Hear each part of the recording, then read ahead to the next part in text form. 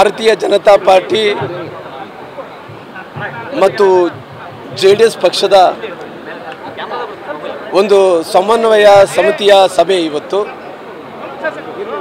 ಈ ಸಮನ್ವಯ ಸಮಿತಿ ಸಭೆಯಲ್ಲಿ ನಮ್ಮ ನಾಯಕರು ಜಿಲ್ಲಾ ಅಧ್ಯಕ್ಷರಾದಂಥ ನನ್ನ ಮಾವನವರಾದಂಥ ಮೀನಳ್ಳಿ ತಾಯಣ್ಣನವರು, ವಿಜಯನಗರ ಜಿಲ್ಲೆಯ ಅಧ್ಯಕ್ಷರಾದಂಥ ಕೊಟ್ಟೇಶಪ್ಪಣ್ಣನವರು, ನಮ್ಮ ಹಿರಿಯರಾದಂಥ ಸನ್ಮಾನ್ಯ ನೇಮರಾಜ್ ನಾಯ್ಕವರು, ಅದೇ ರೀತಿಯಲ್ಲಿ ಹರ್ಷವರ್ಧನ್ ಸಾಹೇಬ್ರವರು, ಅನಿಲ್ ಲಾಡವರು, ನಮ್ಮ ನಾಡಗೌಡರು, ಇವರೆಲ್ಲರ ಸಮ್ಮುಖದಲ್ಲಿ ನಮ್ಮ ಅಧ್ಯಕ್ಷರಾದಂಥ ಅನಿಲ್ ಮೋಕ ಅವರು, ನಮ್ಮ ಮಾಜಿ ಶಾಸಕರು ನನ್ನ ರಾಜು ವೆಂಕಟಪ್ಪ ಅಣ್ಣನವರು, ಇವರೆಲ್ಲರಿಗೂ ಸಮನ್ವಯ ಸಮಿತಿಯಲ್ಲಿ ಮುಂದಕ್ಕೆ ಪಾರ್ಟಿಯನ್ನು ಯಾವ ರೀತಿಯಲ್ಲಿ ಮೈತ್ರಿಯಿಂದ ತಗೊಂಡು ಹೋಗಬೇಕು, ಆ ಮೈತ್ರಿಯ ಮೆಸೇಜು ಕೆಳಮಟ್ಟದಲ್ಲಿದ್ದಂಥ ಕಾರ್ಯಕರ್ತರಿಗೆ ಯಾವ ರೀತಿಯಲ್ಲಿ ಮುಟ್ಟಿಸಬೇಕು, ಅದರ ಲಾಭವನ್ನು ಪಡ್ಕೊಂಡು ಭಾರತೀಯ ಜನತಾ ಪಾರ್ಟಿ ಅಭ್ಯರ್ಥಿಯಾದಂಥ ಶ್ರೀರಾಮುಲುರನ್ನ ಯಾವ ರೀತಿಯಲ್ಲಿ ಗೆಲ್ಲಿಸಬೇಕು.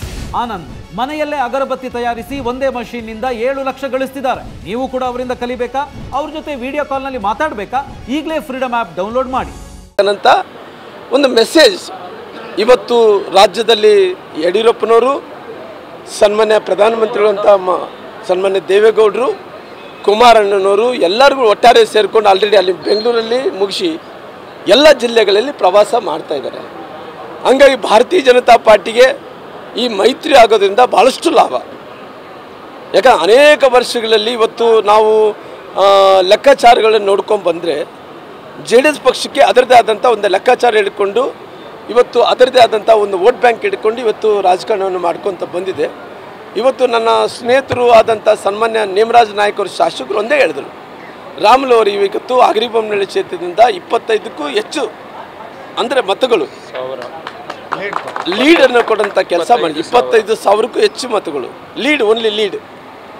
ಲೀಡ್ ಕೊಡೋಂಥ ಕೆಲಸ ಮಾಡ್ತೀವಿ ಅಂತ ಹೇಳಿದ್ದಾರೆ. ನಮ್ಮ ಅಧ್ಯಕ್ಷರು ಎಲ್ಲರೂ ಕೂಡ ಒಂದು ಸಂಕಲ್ಪವನ್ನು ಮಾಡಿದ್ದಾರೆ, ಈ ಬಾರಿ ಗೆಲುವು ಶ್ರೀರಾಮುಲವರು ಭಾರತೀಯ ಜನತಾ ಪಾರ್ಟಿ ಗೆಲುವು ಆಗಬೇಕು. ಅದಕ್ಕೋಸ್ಕರವಾಗಿ ಇವತ್ತು ಕಾಂಗ್ರೆಸ್ ನಾಯಕರಿಗೆ ಒಂದು ದೊಡ್ಡ ಟೆನ್ಷನ್.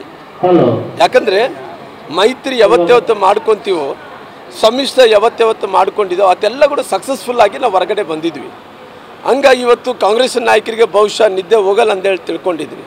ಅವ್ರು ಅಂದ್ಕೊತಾ ಇದ್ದಾರೆ, ನಾವು ಪಂಚಾಯತಿಗಳಿಗೆ ಮಂತ್ರಿಗಳು ಆಗ್ತೀವಿ, ರಾಮುಲುರನ್ನ ರಾಜಕಾರಣದಿಂದ ಇಲ್ಲದಂತ ಮಾಡ್ತೀವಿ, ರಾಮುಲುರನ್ನ ಈ ಬಾರಿ ಸೋತ್ರೆ ಪುನಃ ರಾಜಕಾರಣ ಮಾಡೋಕ್ಕೆ ಆಗಲ್ಲ ಅಂತೇಳಿ ಇವತ್ತು ಅವರು ಯೋಚನೆ ಲೆಕ್ಕಾಚಾರಗಳು ಮಾಡ್ಕೊತಾ ಇದ್ದಾರೆ. ಅವ್ರು ಎದುರಾಳಿಗಳು ಏನು ಲೆಕ್ಕಾಚಾರನ ಮಾಡಿಕೊಳ್ಳಿ, ನಂದೇನು ಅಭ್ಯಂತರ ಏನಿಲ್ಲ.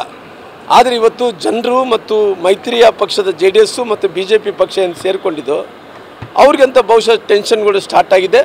ನನಗೆ ವಿಶ್ವಾಸ ಇದೆ, ಕಳೆದ ಒಂದು 15-20 ದಿನಗಳಿಂದ ಇಡೀ ಜಿಲ್ಲೆಯಲ್ಲಿ ಪ್ರವಾಸ ಮಾಡೋಂಥ ಸಂದರ್ಭದಲ್ಲಿ ಕೂಡ ಒಂದು ಒಳ್ಳೆಯ ವಾತಾವರಣ ಇದೆ. ದೇಶದಲ್ಲಿ ಒಂದು ದೊಡ್ಡ ಅಲೆ ಇದೆ, ಕರ್ನಾಟಕದಲ್ಲಿ ಕೂಡ ಒಂದು ದೊಡ್ಡ ಅಲೆ ಇದೆ ನರೇಂದ್ರ ಮೋದಿಜಿಯವ್ರದ್ದು. ಇವತ್ತು ಆ ಅಲೆ ಜೊತೆಯಲ್ಲಿ ಯಡಿಯೂರಪ್ಪನವರು, ವಿಜೇಂದ್ರವರು, ನಾವು ಎಲ್ಲರೂ ಕೂಡ ಸೇರಿ ಇವತ್ತು ಕರ್ನಾಟಕದಲ್ಲಿ ಕೂಡ 28ಕ್ಕೂ 28 ಸೇರಿ ಗೆಲ್ಲಿಸಬೇಕಾದ್ರಿಗಿನ ದೇವೇಗೌಡರ ಆಶೀರ್ವಾದ ಬೇಕಾಗಿದೆ, ಕುಮಾರಣ್ಣವರ ಆಶೀರ್ವಾದ ಬೇಕಾಗಿದೆ, ನಮ್ಮ ಶಾಸಕರು ಎಲ್ಲರೂ ಕೂಡ ಆಶೀರ್ವಾದ ಬೇಕಿರೋ ಕಾರಣ ಈ ರೀತಿ ಸಮಾವೇಶವನ್ನು ಮಾಡಿ ಸಭೆ ಮಾಡಿ ಇವತ್ತು ಎಲ್ಲರೂ ಕೂಡ ಮೆಸೇಜ್ ಮೂಡಿಸೋಂಥ ಕೆಲಸ ಮಾಡ್ತಾಯಿದ್ವಿ.